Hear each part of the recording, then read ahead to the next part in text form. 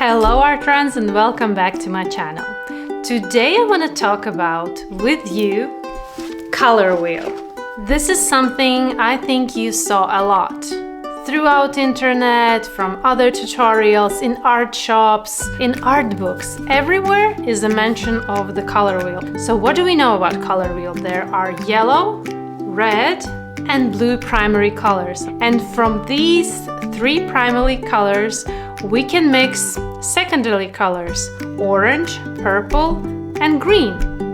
But would you like to know exactly how many watercolor mixes can be mixed from three primary colors? Yes, using only three primary colors. Back in September 1st, I went to my local flower shop and found this beauty. Isn't it amazing to have a flower in all the colors of the color wheel? I know, it's not a real flower. In real life we can't find flowers looking like this, but somebody created it, maybe not using quite good materials for flowers, but as an art teacher, I find it amazing to have a flower in all the colors and mixes of the color wheel. Why not use this flower and practice watercolor mixing using only three pigments? Now let's talk about pigments. In primary, we used to think that they are yellow, red and blue. As I tried mixing, especially red with blue, I didn't get those beautiful pinks and bright purples. So I decided to change red to pink. Let's experiment and mix red watercolor mix together with ultramarine blue and see if we can get those beautiful pink colors that we see in this reference photo. Testing on a piece of paper and comparing.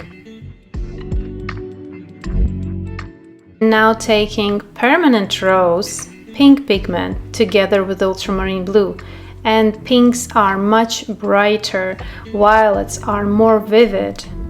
Here I have three pigments that I will be using, and I mixed a lot of watercolor mixes using these three pigments.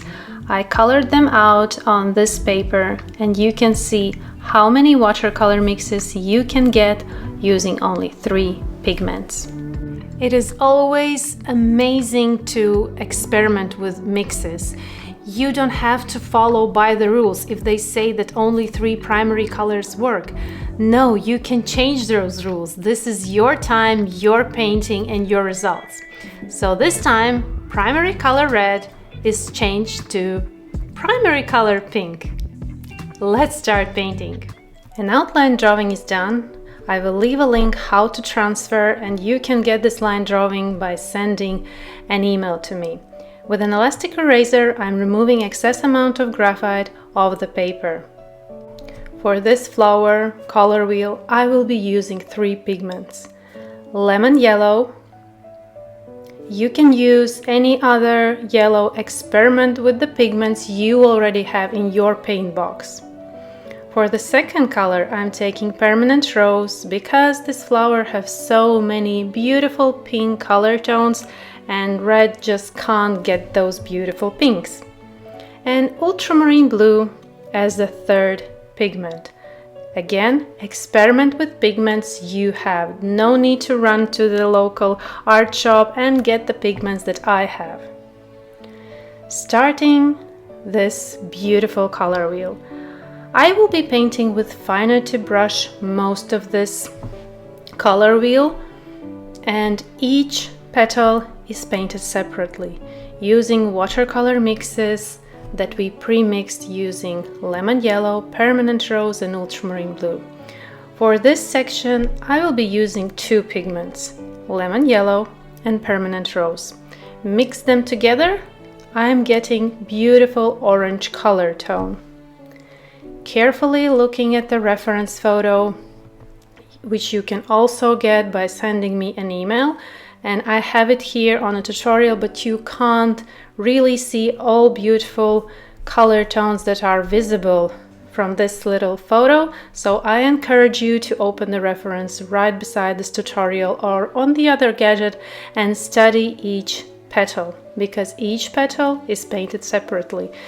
There are so many petals and each petal has slightly different curves, tonal values, darks and lights.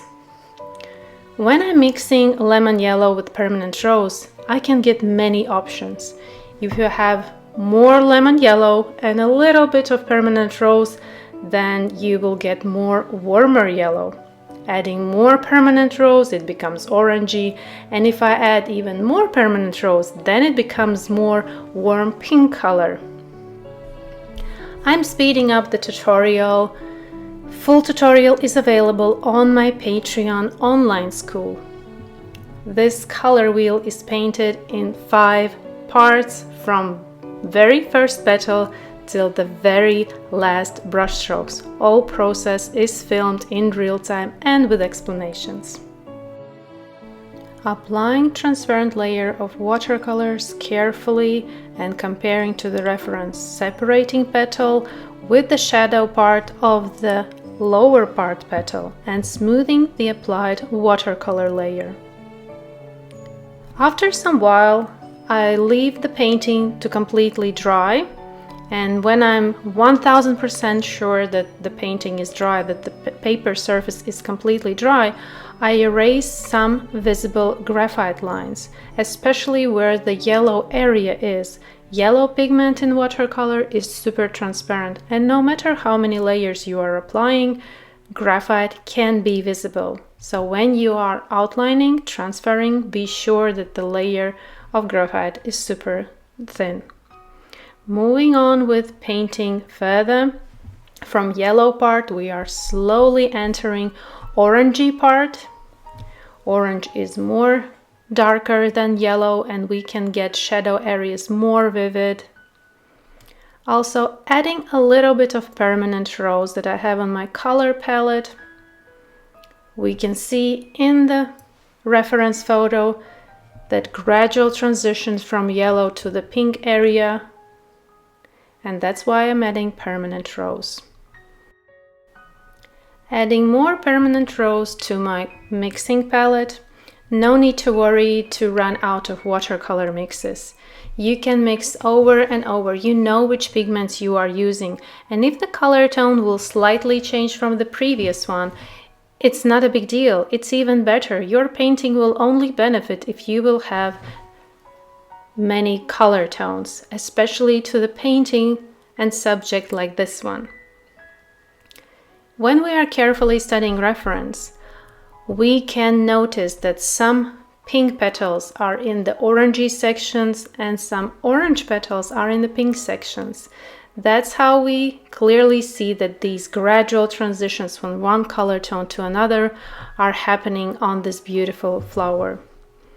Carefully applying watercolors using the very tip of the brush, accurately and slowly. Pre-mixing again watercolors using a lemon yellow on my color palette, a little bit more lemon yellow, permanent rose. Now when we are mixing permanent rose with lemon yellow, we can get orange, and if more permanent rose, that we can get warm pink watercolor mix. I'm also adding more pigment to my mixes to get darker watercolor mix, and with darker watercolor mix I can add more shadow, build greater contrast and make those petals stand out from a flat surface. By building contrast in the shadow area, we are making our composition three-dimensional. With a finer tip brush, applying watercolors to the shadow area that I compare constantly with the reference. And when I'm applying shadow, at the same moment I'm separating petals one from another. I'm not outlining petal. This is one of mistakes beginner and not always beginners are making when you are outlining one petal or leaf by trying to separate them one from each other. And it doesn't look natural, it doesn't look realistic. In realistic painting, we are separating with shadow, building contrast. The more shadow I apply on a lower petal, the more vivid looks upper petal. Moving on with the same technique all over this painting. Approach is the same. I constantly check my reference photo for guidances. Each petal is painted separately using 3 pigments and watercolor mixes that we can mix from those 3 pigments. On this petal example, you can clearly see how 2 petals are separated one from each other. I'm adding shadow area on the lower petal, and petal that is above instantly is separating and looks more brighter, lighter, just because I'm adding contrast on the lower petal. In this area, I will be using clean ultramarine blue with clean permanent rose, transparent amount of both pigments. In this section, it was challenging for me to get those bright violets and super saturated pinks with a little touch of violet in it. If I would be painting some other subject without challenging to use only 3 pigments, I would use, for example, here red violet from 𝗲𝗲𝗍𝗫. It's super bright pink violet pigment, which is made in a factory. But I don't have this option, and I challenged myself to have only 3 pigments. That's why I'm trying to experiment with different approaches of how to apply layers. And using clean pigments always leads to having more brighter result on the paper. The more we mix pigments, the more duller they become. They are losing their brightness and saturation. This petal, I'm applying clean permanent rose. Carefully starting from the shadow area and moving towards the lightest part of this petal, having more darker layer where the shadow part is, and as I move closer to the outer edge, I have gradually made it lighter.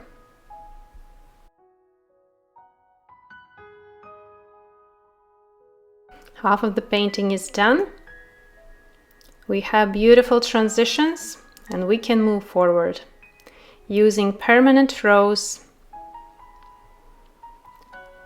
for the second mix as well, but slightly smaller amount, and ultramarine blue, and look how beautiful violet color we get. A little bit to the first mix, and continuing with the same approach as we did previously, using finer tip brush, carefully studying reference, applying watercolors, and smoothing with clean and dry brush. Each petal is painted separately because each petal is different. We have one subject, one flower, but there are so many petals and each petal is individual here. We are also entering a zone where we will be having more blue, more ultramarine blue, and also if you noticed in a reference, this part of the painting is darker because light source is coming from left side and these petals are turned away from the light source and casting shadow inside the flower.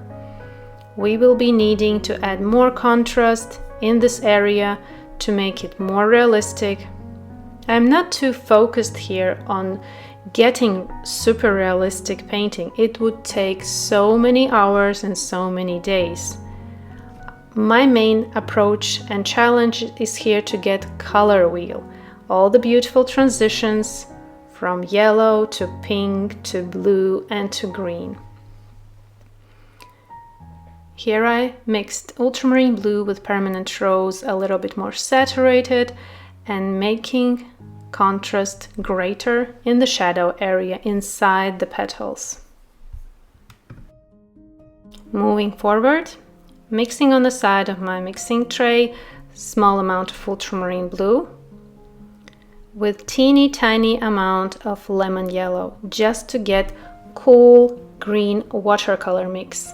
I want to apply first petal, which is looking kind of turquoise in my reference, and that is cool green watercolor mix.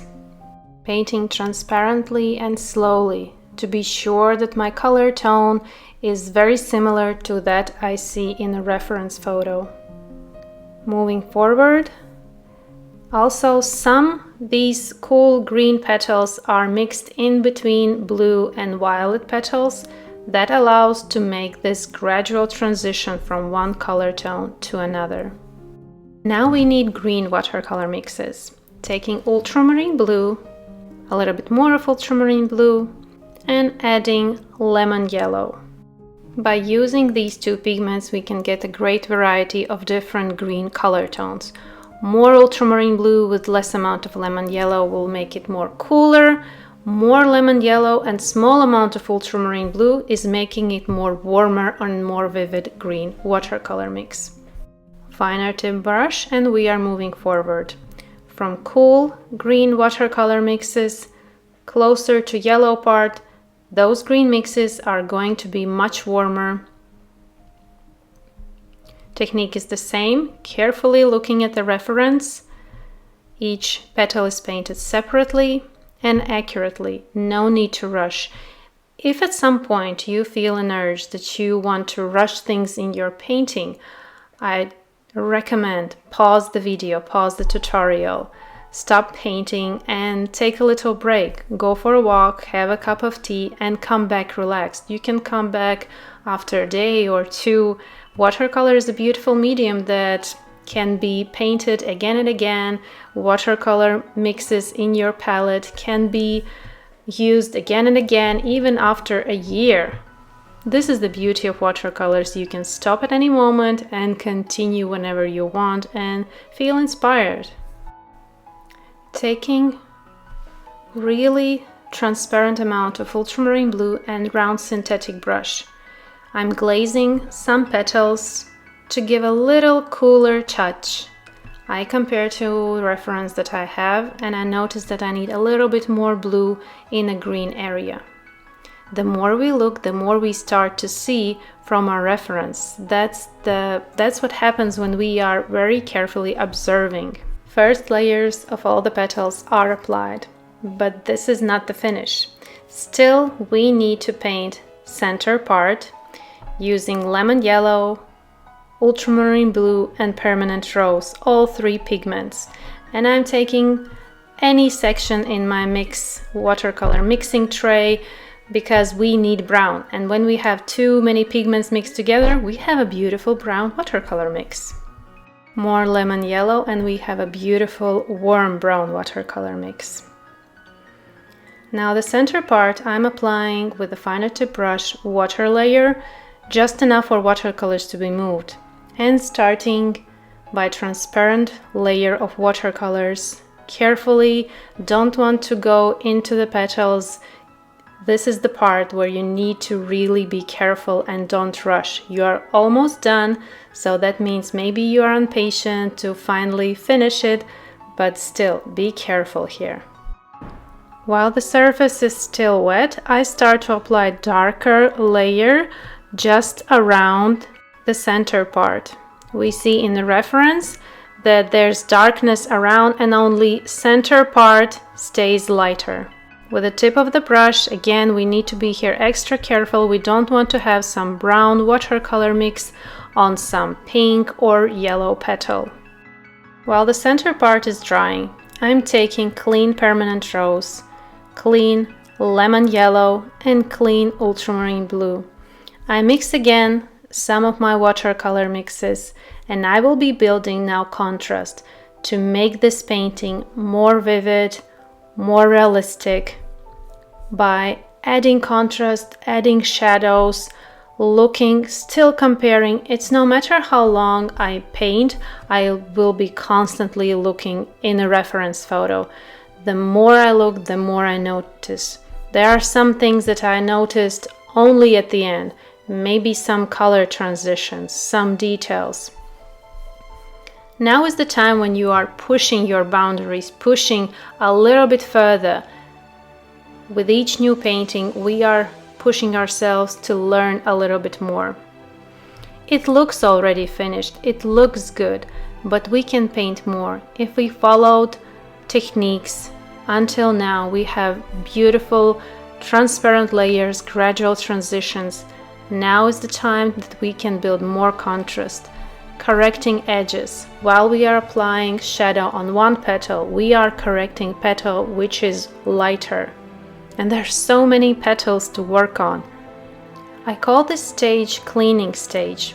And at this stage, you can spend hours, days. There are some artists that I know that when the painting is almost finished, they are putting like extra 20 hours of work. From the distance, even in reality, the painting looks finished, but they put more effort, and at the end it looks amazing. Right now, I am also paying attention to each petal, using color tones according to that area that I need. And the more I put effort, the more I spend time, the more this painting comes to life and it looks more and more realistic. As the center part is dry, I am adding little circles with my fine tip brush, using the very tip of the brush of brown watercolor mix. I see in the reference that there are these little things in the center, so I'm making these circles and they look more realistic rather than having just plain layer of brown watercolor mix. Let's compare before photo and after photo, before I starting my cleaning stage and after. Yes, they both look good, but extra effort made it more realistic and more vivid. And it is done. Wow! This was definitely a challenging project for me, using only 3 pigments and to get all these bright, vibrant pinks, violets, purples, greens, and I enjoyed a lot. Hope you also tried this tutorial and tried this flower color wheel. This will be an amazing addition to your studio to remember about importance of mixing, practicing watercolor mixing. Let's have a closer look at our color wheel.